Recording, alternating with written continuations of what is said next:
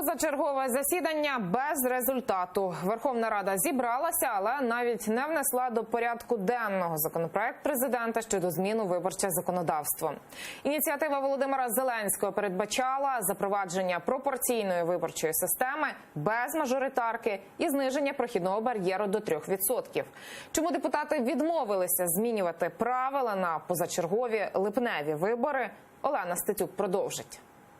Позачергове засідання Верховної Ради починається із хвилини мовчання за загиблими на фронті. Спікер Андрій Парубій радить президенту вчити уроки історії та не йти на капітуляцію. Заявлений референдум про відносини з РФ неприпустимий, впевнений спікер. А далі заявляє, указ президента про розпуск Верховної Ради неконституційний. Спікер підтримує звернення депутатів до Конституційного суду. Його автор буде нести відповідальність і по закону, і перед народом України.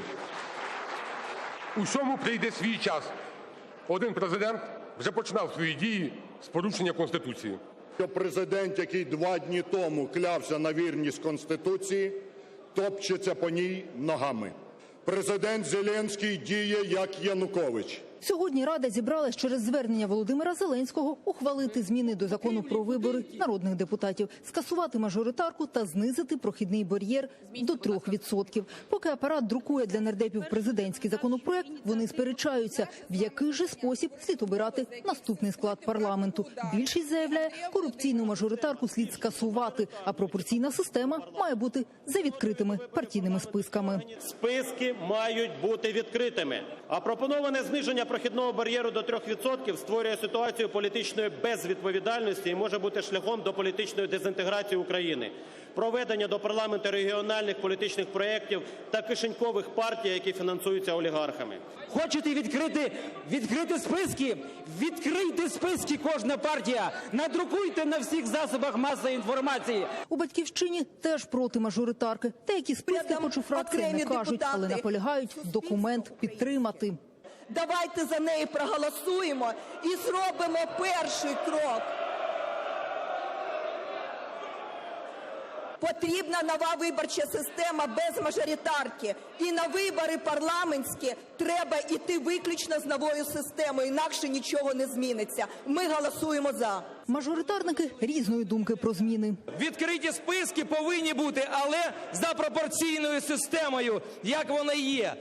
Мажоритарна система не повинна зникнути в Україні. Тому дають гроші на округ.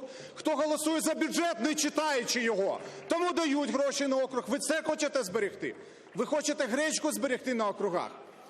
Я за відкриті списки. Зрештою, президентський законопроект виявився не таким, як хотіли нардепи. У проєкті мажоритарці ні, а пропорційній системі так. Але за закритими списками. Але з 3% бар'єром це дасть шанс оновити політичні еліти. Йдеться у пояснювальній записці. Я сам прочитав законопроект, я двічі переглядав, я був здивований і розчарований, що першою законодавчою ініціативою президента Зеленського було введення закритих партійних списків. Нам сьогодні подають закриту виборчу систему, політичну корупцію і рабство депутатів у фракціях. У залі мобілізація. Пропозиції Володимира Зеленського не пройшли. Депутати навіть не внесли його у порядок денний. Ми за всі прогресивні ідеї, відкриті списки, зниження бар'єру, гендерні квоти і так далі і тому подібне. Ми хочемо це бачити. Але ми реалісти. В цей період, який є, ми хотіли хоча б трішки очиститися. Рада не підтримала, попри те, що мала домовленості з президентом. Спікер Андрій Парубій закрив позачергове засідання парламенту. Наступна зустріч депутатів наступного пленарного тижня. Представник президента у парламенті заявив, консультації продовжаться. Олена Стецюк, Нікіта Проскурін, Заман, АТР.